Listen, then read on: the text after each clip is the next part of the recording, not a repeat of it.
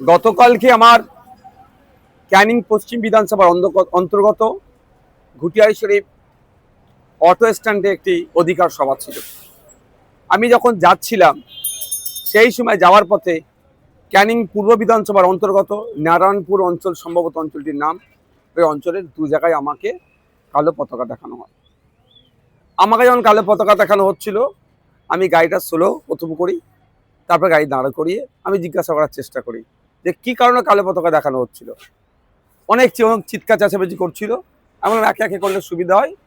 তো কিছু লোকজন বললো যে আপনি যেখানে যাচ্ছেন তারা সব গেঁজা, এই ধরনের অনৈতিক কাজ করে, ব্যবসা করে, ডিলার সব আমাদের গ্রামের ছেলেদেরকে ধ্বংস করে দিচ্ছে।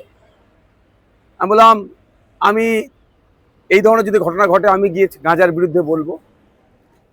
তার মধ্যে যেহেতু আমার সময় স্বল্প হয়ে আসছিল, আমার গাড়িটা আস্তে আস্তে আবার বার করে নিলাম। তার থেকে 1-150 মিটার কি একটু বেশি এসেই আবার বেশ কিছু রাস্তায় মহিলারাও প্ল্যাকার্ড নিয়ে কালো পতাকা নিয়ে দাঁড়িয়েছিল। আমি দাঁড়িয়ে গেলাম। আমি বললাম, মা কি সমস্যা গো, কি হয়েছে, কালো পতাকা দেখাচ্ছ কেন? না, আপনাকে আমরা শ্রদ্ধা করি, সম্মান করি, আমাদের অঞ্চলে আপনাকে স্বাগত জানাই, কিন্তু আপনি যেখানে যাচ্ছেন তারা কে জানেন? আমি না তো। কে, তারা কারা? এ ধরনের কথাবার্তা আদান প্রদান হলো। তাদের বক্তব্য হচ্ছে যে আমার যারা প্রোগ্রাম অ্যারেঞ্জ করেছে তারা নাকি ওই ধরনের অনৈতিক কাজ করে, গাঁজা টাজা এ ধরনের সব ডিলার্স দিয়ে। আমি বললাম, মা আমি যদি স্টেজে উঠে গাঁজার বিরুদ্ধে বলি তোমরা খুশি হবে তো? শুধু খুশি না, এটা বললাম, আমি যদি মা স্টেজে উঠে গাঁজার বিরুদ্ধে বলি তাহলে আসবার সময় আমাকে চা খাওয়াবে তো? বললো হ্যাঁ। কারণ তারা বলছিল এই গাঁজাটা খেয়ে তাদের পরিবারের ছেলে পেলে পুরো ফ্যামিলি ধ্বংস হয়ে যাচ্ছে। সত্যিকারে খুবই খারাপ যে কথা বললো। আমি যথারীতি আমার প্রোগ্রাম স্থলে পৌঁছালাম। সময় স্বল্প ছিল, সন্ধ্যা হয়ে আসছিল আমাদের। ফলে আমি যে বক্তব্য দিয়েছি তার একটা বক্তব্যের অনেকটা অংশ জুড়ে গাঁজা, অনৈতিক কার্যকলাপের বিরুদ্ধে ছিল। ঘুটিয়ারি শরীফের মতো পবিত্র জায়গায় কোনো মতেই এই ধরনের অনৈতিক কাজ, গাঁজা ব্যবসা থেকে শুরু করে এগুলো চলতে দেওয়া যায় না। তার সাথে আমি এটাও বলেছি, গাঁজা তার পশ্চিমবাংলা সে অর্থে চাষ হয় না, আসছে কোথা থেকে? বেশি শুনেছি নাকি উড়িষ্যার দিক থেকে আসে। তাহলে পশ্চিমবাংলায় গাঁজাগুলো কিভাবে ঢুকছে? এরা যদি ডিলারশিপ নিয়ে করে গাঁজাটা, তাহলে ঢুকছে কি করে? নিশ্চিতভাবে রাজ্যের পুলিশ মন্ত্রীর দোষ আছে। তাহলে বড় ব্যবসায়ী কি হতে পারে? তখন মানুষ পাবলিক যে যার মতো উত্তর দিয়েছে। যাক, গাঁজার আমি তুমুল সমালোচনা করেছি। গাঁজা মুক্ত শুধু ঘুটিয়ারি শরীফটাই পশ্চিমবাংলায় গাঁজা মুক্ত করতে হবে। এতে পশ্চিমবাংলার যুব সমাজ ধ্বংস হয়ে যাচ্ছে, পরিবার ধ্বংস হয়ে যাচ্ছে। বলা প্রোগ্রাম শেষ হওয়ার পরে অগণিত মানুষ উপস্থিত হয়েছিল। সে প্রোগ্রামের স্থলে নোংরামি করার জন্য শাসক দল তার বড় বড় ঝান্ডা লাগিয়ে দিয়েছে। আমি একটা ঝান্ডা সরাইনি, তারা দিয়েছে দিক। ফিরে আসবার সময় যেখানে আমি যে জায়গায় আমাকে মায়েরা দাঁড় করে মানে পতাকা দেখাচ্ছিল, আমি সেখানে দাঁড়ালাম, চা খেলাম তাদের হাতে। যদি আমি কিন্তু গাড়ি থেকে নামিনি, গাড়ি থেকে চা খেলাম, তাদেরকে বললাম, তারা আমার কথা বুঝলো। তারা একটা কথা বলছিল, গাঁজা আর পাত্তার কথা বলেছি, আপনি গাঁজার কথা শুধু কেন বলেছে? আর আমি সত্যিকার অর্থে তাদের বললাম, বাবু আমি গাঁজা আর পাত্তার মধ্যে ডিফারেন্স জানতাম না, কি ব্যাপারটা বলো। ওরা একটু ব্যাপারটা বললাম, ঠিক আছে এরপর থেকে গাঁজা আর পাতার বিষয়ে বলবো। যাক, তারা কনভিন্সড হয়েছে।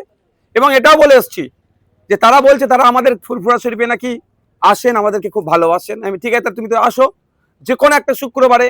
যদি মনে হয় আমার সাথে স্টেজে ওই ছেলেগুলো ছিল, এরা গাঁজার কোনো বিজনেসের সাথে যুক্ত, তার নাম আর একটা করে ছবি যদি পারো আমাদেরকে দাও, দেখো তার বিরুদ্ধে আমরা কি ব্যবস্থা গ্রহণ করি।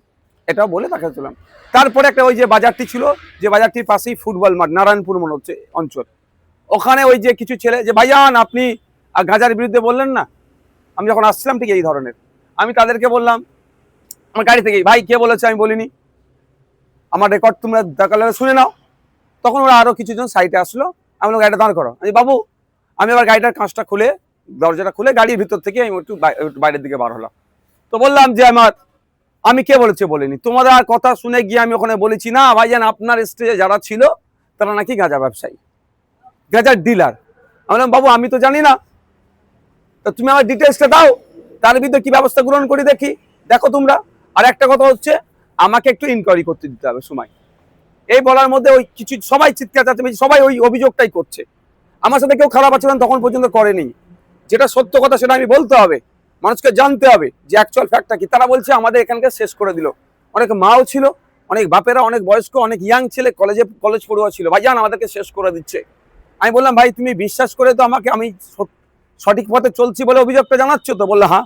আমি তাহলে ঠিক আছে, তুমি তাহলে যারা যারা এই অন্যায় কাজ করছে আমাদের পার্টির নাকি ঝান্ডার নিচে আছে, তাদের ডিটেলসটা আমাকে দেবে। ওরাও এক প্রকার কনভিন্স হয়ে যাচ্ছিল। সেই সময় 2-4টে লোক আসে, দেখলাম কি ওই ভিড়কে, তোমরা যাও তোমরা যাও তোমরা যাও, আচ্ছা আপনাকে আর বলতে হবে না, আপনি চলে যান। ব্যাপারটা একটা বোঝার আছে। যাদেরকে আমাদের বিরুদ্ধে খাপিয়ে তোলার চেষ্টা করেছিল, বাস্তব কথাটা বলেছি, তারা বোঝার চেষ্টা করেছে। তাদের লড়াই গাঁজাকে বন্ধ করার যদি সত্যি করে হয়, আমিও গাঁজা বন্ধের পক্ষে, গাঁজার যেটা চলছে এর বিরুদ্ধে আমি। সুতরাং তারা কনভিন্স যখন হতে শুরু করলো, দেখলাম এটা হলো। এবার তারপরে আমি বললাম ঠিক আছে, অবশ্য ভালো থেকো। যদিও তারপরে বললাম ওর মধ্যেই যদি কারো মনে হয় যে এরা অন্যায় করছে, আমাদের পার্টির সাথে যুক্ত আছে, তাদের ডিটেলসটা দাও, তাদেরকে আমরা একটু টাইম দাও, ইনকোয়ারি করে তাদেরকে বহিষ্কার করে দেবো, বার করে দেবো, কোনো সমস্যা হবে না। কারণ আমরা সমাজ ব্যবস্থা পরিবর্তনের জন্য রাজনীতিতে এসেছি, এই গাঁজা মুক্ত সমাজের জন্য এসেছি। আর আমাদের ঝান্ডা ধরে গাঁজা তো বিক্রি করবে, তাহলে তাদেরকে কোনোদিন রাখতে পারি? বলার পরে আস্তে আস্তে আমরা আসছি। রাস্তা দু সাইডে প্রচুর লোকজন দাঁড়িয়ে আছে, ভালোবাসার মানুষও আছে, তৃণমূলেরও লোক থাকে। কারণ যখন আমি যাচ্ছিলাম, প্রথম যারা আমাকে কালো ঝান্ডা দেখাচ্ছিল, যে ঝান্ডা দেখাচ্ছে সে হাসছে। আমি তাকে বললাম, বাবু হাসলে, এরম ভাই বললাম যে হাসলে আর বিপ্লব হয় না, তুই প্রতিবাদও করছে, হাসছো কেন? মুখ বিনা হাসিতে কালো ঝান্ডা দেখাও, সে হেসেই যাচ্ছে। আসবার সময় তার সাথে দেখা হয়েছে, তার হাতে ঝান্ডা ছিল না, তখনও হাসছিল। দেখা সব মানুষজন থাকে যেভাবে তাকে আমাকে স্বাগত জানাবে বলুন, বা আমার প্রতিবাদের জন্য তারা দাঁড়িয়ে আছে, যেটা ভাষায় নেবেন। রাস্তার দু সাইডে প্রচুর লোকজন দাঁড়িয়েছিল। এবার আস্তে আস্তে তাদের হাত দেখাতে এসেছি, কে কেমন আছে না আছে করতে করতে আসছি। ঠিক বাজারটা শেষ হবে, সেই খবর পাচ্ছি নাকি আমাদের শুভাকাঙ্ক্ষী কিছু যারা প্রোগ্রামে গিয়েছিল, বাইকে করে ফিরছিল, তাদের উপর চড়া হয়েছে। এই চড়াওটা হয়েছে, নোংরামি কাজ করেছে। এটা এবার যখন যারা আমাকে প্রথম বলছিল ভাইজান গাঁজা নিয়ে প্রতিবাদ করতে হবে, আপনি গাঁজাওয়ালাদের প্রোগ্রামে যাচ্ছেন, তারা আমার কাছে ছিল। আমি বললাম, বাবু এটা কি হলো? তুমি আমাকে সঠিক দিশা দেখাচ্ছিলে, আর এই ধরনের অন্যায়টা কারা করলো? তখন ওরা সরাসরি বলছে ভাইজান এটা আমরা করিনি। তাহলে কারা করলো? ওটা কারা করলো? এখানে বুঝতে অবকাশ লাগছে না শওকত মোল্লা সাহেব, যে ক্যানিং পূর্বের মতো জায়গাতে মানুষ রাস্তার দুধারে ঢল নেমেছে। চন্দনেশ্বর থেকে শুরু করে, নারায়ণপুর থেকে শুরু করে বিভিন্ন জায়গায় ক্যানিং পশ্চিমের মানুষ, হাজার হাজার মানুষ রাস্তায় নামছে, আতঙ্কিত হয়ে গেছে বলে আমাদের কর্মীদের উপরে চড়া হয়েছে। দুর্ভাগ্য, সেখানে কিন্তু পুলিশের একটা অংশ ছিল। প্রথমে তারা নীরব দর্শকের ভূমিকা পালন করে, যখনই হয়েছে আমি আমার কর্মীকে মারবে, আমার ভালোবাসার মানুষকে মারবে, আমি তো চুপ করে থাকতে পারবো না। আমি গাড়িতে নিয়ে পড়েছি। পুলিশ এসে বলছে সাহেব আপনি গাড়িতে উঠুন, আপনি চলে যান। আমি কেন যাব? আমি যাবোটা কেন? এবার কিছু মানুষজন যারা কিন্তু ওখানে প্রতিবাদ, এই গাঁজা নিয়ে কথা বলেনি, তাদের মধ্যে, তারা নয়, অন্য কিছু মানুষ আপনি চলে যান, আপনি চলে যান, আপনি চলে যান, এই করছে। এটা বুঝতে হবে ব্যাপারটা। আমার ভালোবাসার মানুষ মার খাবে, আমি চলে যাব? এটা হতে পারে না। আমি জানিয়ে গেছি।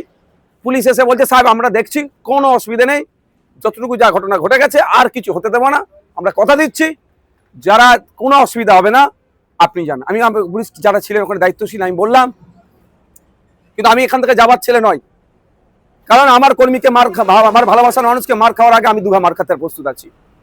তারা আমাকে রিকোয়েস্ট করেছে, বা গ্রামের কিছু শুভবুদ্ধি সম্পন্ন মানুষ বললো যে ভাইজান, এবং যারা প্রথমে আমাকে বলছিলেন যে গাঁজাওয়ালাদের প্রোগ্রামে আপনি যাচ্ছেন কেন, তারাও এসে গেছিল অনেকে কাছাকাছি এসে, ভাইজান আমরা দেখছি, আমরা এটা মর্মাহত, এরকমই ভাষায় বলেছে, আমরা মর্মাহত, এই কাজটা আমরা করতে চাইনি, কেউ মধ্যিখান থেকে করে দিয়েছে। এবার কেউ মধ্যিখান থেকে করে দিয়েছে সেটা হয়তো উনা বললেও আমি বলছি শওকত সাহেবের ঘনিষ্ঠ মানুষরা এই সুযোগটা নিয়েছে। তো এই অবস্থা হয়েছে। আমাকে আস্তে আস্তে আমরা বাড়ি আসলাম, আমি জাস্ট বাজারটা ক্রস করে আমি দাঁড়ালাম।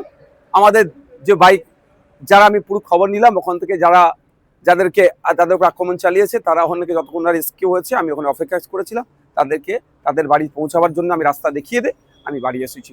এই হচ্ছে ঘটনা। ব্যাপারটা হচ্ছে, আমরা প্রশ্ন এখানে, অঞ্চলটার নাম কি? সম্ভবত নারায়ণপুর অঞ্চল।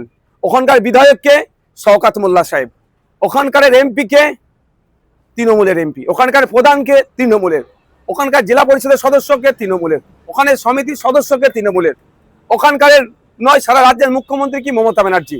তাহলে গাঁজাটা বন্ধ করার দায়িত্ব কার? প্রশ্ন আমার, যদি আইএসএফ এর ছত্রছায়া থেকে কেউ গাঁজা ডিলার করে, এইটাই তো সুযোগ শওকত সাহেবের কাছে, ওকে ধরে জেলের মধ্যে ভরে দেওয়া। তা করছে না কেন? মানুষকে এই ধরনের প্রোগ্রাম করাচ্ছে বা এই ধরনের প্রোগ্রাম করছে কেন? প্রশ্ন থেকে যাচ্ছে। যেখানের বিধায়ক শওকত সাহেব, তার এলাকায় গাঁজাতে গ্রাম শেষ হয়ে যাচ্ছে বলছে, অঞ্চল নাকি শেষ হয়ে যাচ্ছে, তাহলে গাঁজাটা ব্যবসাটা বন্ধ করতে পারছে না কেন? ওরা তো সরকারে আছে। এমনিতেই আমাদের কর্মীরা কিছু করে না।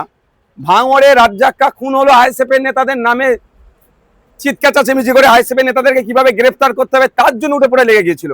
আর আইএসএফ এর কোনো ওনাদের কথা যদি কেউ গাঁজা বিক্রি করে, এই তো সুযোগ তাকে ধরে জেল খাটানো।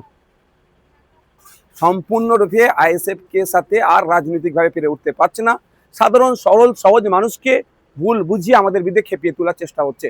যখন সেই সহজ সরল মানুষটাকে তাদের ভাষায় আমি বুঝিয়ে দিচ্ছি, ওরা চাইছে গাঁজা বন্ধ হবে, নওশাদ সিদ্দিকীও চাইছে গাঁজা বন্ধ হোক।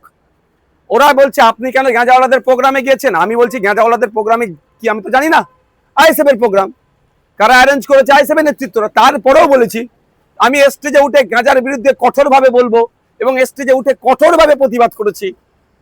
ঘুটিয়ারি শরীফের মতো পবিত্র জায়গাতে কোনোভাবে গাঁজা এই ধরনের অন্যায় কাজকে প্রশ্রয় দেওয়া যাবে না। সারা রাজ্যের ক্ষেত্রে বলেছি। তাহলে স্বাভাবিকভাবে ওরা আমাকে যে কথা বলেছিল আমি স্টেজে উঠে যে সে কথা বলেছি। আর একটা কথা কি থাকলো যে আপনার নাকি যারা অ্যারেঞ্জ করেছে তাদের মধ্যে কয়েকজন নাকি গাঁজার ডিলার, সেটাও বলেছি তাদের পার্টিকুলার যাও, আমি ইনকোয়ারি করে দেখবো, যদি হয় পার্টি থেকে বার করে দেবো। তাহলে সাধারণ মানুষ বলুন বা তৃণমূল যাদেরকে বুঝিয়ে নিয়ে এসেছিল বলুন, তারা আমার কথাতে তারা স্যাটিসফাইড হয়ে গেছে, আমার কথাতে তারা ভরসা পেয়েছে। যখনই ভরসা পাচ্ছে তখন তৃণমূল দেখছে আরে কি করতে গেলাম তার তো উল্টো হয়ে গেল, করতে গেলাম নওশাদ সিদ্দিকীর বিরুদ্ধে খাপিয়ে তুলবো, আবার নওশাদ সিদ্দিকী তাদের হাতে চা খাচ্ছে, নওশাদ সিদ্দিকীকে তারা চা খাওয়াচ্ছে কালো ঝান্ডা ছেড়ে দিয়ে। এই জন্যই তারা হয়তো পিছন দিক থেকে, আমি যখন পার হয়ে যাচ্ছিলাম আমার কিছু বাইক আরোহী শুভাকাঙ্ক্ষী যারা ছিল তাদের আক্রমণ চালিয়েছে।